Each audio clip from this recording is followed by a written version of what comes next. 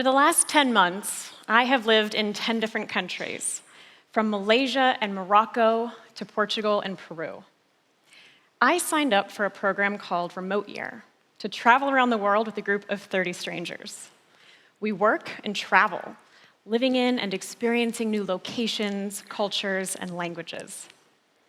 Before I left for Remote Year, I was living here in Orlando for about 13 years. And in May of this year, I had the chance to come back to do some work with my clients. So you'd probably expect that I would have had that familiar feeling of being back home. But that wasn't my experience. It actually felt wrong. It felt like I wasn't meant to be here. I had a very strange and disconcerting sense of feeling like a foreigner in a familiar place. So it really got me thinking about this idea of home. When I say home, what do you think of? A house? A city? A family? I began to reflect for myself. Was home the apartment that Remote Year chose for me to live in that month? Was it Orlando, where I was living before I left? Was it Phoenix, where my family of origin lives? Nothing felt clearly like home. But of course, I didn't feel homeless. So maybe I could fundamentally change the way I think about home. Now, you might expect that I'm about to tell you that home is where your heart is, or that home can be found in a constellation of people circling the globe, that home is all about being with the people that you care about. And I like these sentiments a lot. I mean, I'm not a robot. I am, however, a psychologist, and I am obsessed with self-awareness, helping others become more self-aware and continuously growing my own self-awareness. Because the thing is, we regularly look to the external world to provide for us the things we can only provide for ourselves. I'll be happy once I get that promotion. I'll feel comfortable here at this new office once they start inviting me to join them for lunch. I'll just feel more at peace once we buy that bigger house. This place will feel like home again when the kids come back to visit. But what if home isn't about a place? Not a building, not a city, and not even necessarily other people. What if home is a state of being, a choice that we make every day to feel at home with ourselves? To me, home represents three things: the comfort of familiarity, a sense of belonging, and the warmth of feeling loved. Familiarity creates an internal feeling of competence. I know what I'm doing. I know where I'm going. I know what I'm eating, which is not always the case when you're traveling around the world. A sense of belonging creates an internal feeling of significance, that you matter, that you are okay to be exactly where you are. And feeling loved, welcoming and receiving love and openness from others, feeling lovable, feeling worthy of love, our human birthright that we so easily forget. But nobody controls those feelings in you unless you let them. Home is a feeling, and you have the power to control it. So let's talk about how. Familiarity. We like familiar things simply because they're familiar. Humans have even shown a positive predisposition towards nonsense syllables simply because they've heard them before.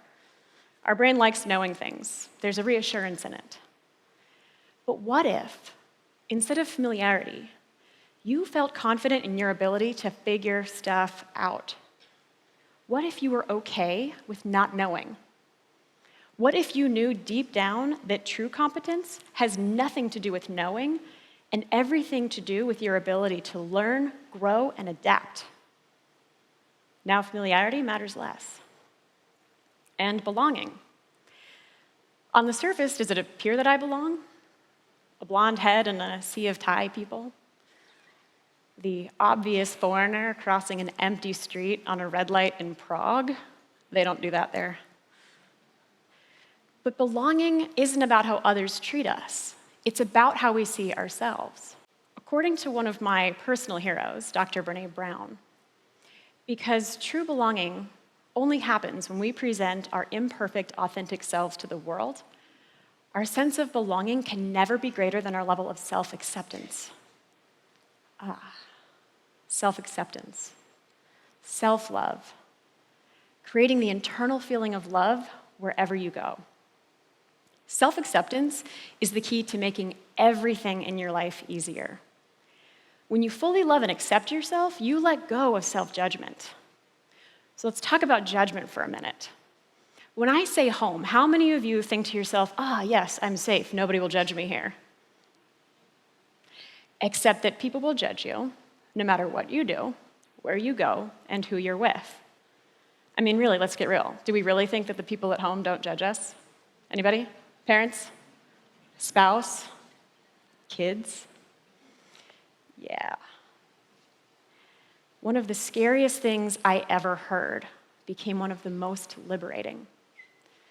People will judge you, no matter what you do. Cool. But now I'm just going to do me. Again, what matters is that you don't judge yourself. So now listen, I think that most of us here come from incredible privilege. I know I do. It's one of the things that traveling has really accentuated for me. And so when we talk about a desire to feel safe, we're talking about psychological safety more than anything. But self-acceptance, creating that internal source of psychological safety wherever you go, home, your sister's place, the office, Vietnam, who doesn't want that level of badassery?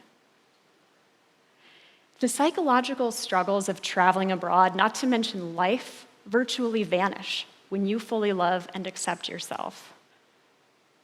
You can create home through a sense of self-acceptance so strong that you know the answer to the most important question you can ask. Can I cope? When you believe that you can cope with the world, any place can feel like home. In Hanoi, when I trust in my competence to cross the street without getting hit by a car or a scooter, it's actually pretty fun. In Malaysia, when it takes me 30 minutes to figure out how to turn on my stove, it's a switch on the wall, by the way, I can feel excited to apply that knowledge to turn on my washing machine in Serbia. It's another switch.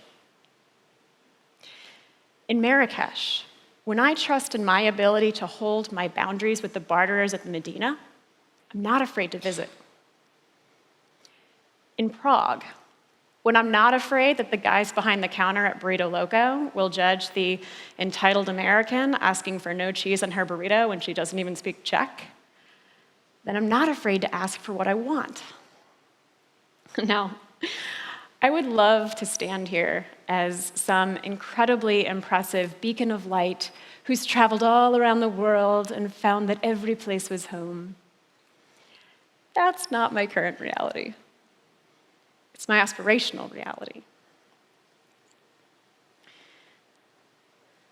What becomes so important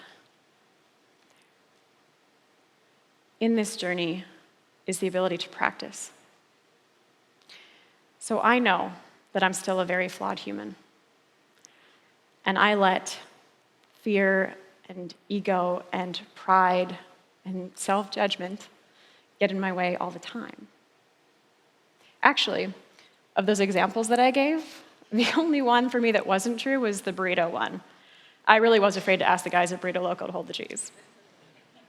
There's something about that interpersonal interaction. People can feel so scary. And in this case, apparently, even scarier than traffic that refuses to stop and is willing to zip within 2 inches of my body as they go by me. But I will continue to practice, and I'm getting better. When I leave here, I fly to Columbia to continue my remote year experience. And there are a few things that I want to remember for myself. Competence isn't about having the answer. It's about trusting in your ability to cope with the world. When you believe you can cope with the world, any place can feel like home. And home is more than just being with the people you love. It's that you can love anybody that you're with when you love yourself. And belonging. You can belong everywhere and nowhere, and it's okay, as long as you belong to yourself. When you feel at home with yourself, you can feel at home anywhere. Thank you.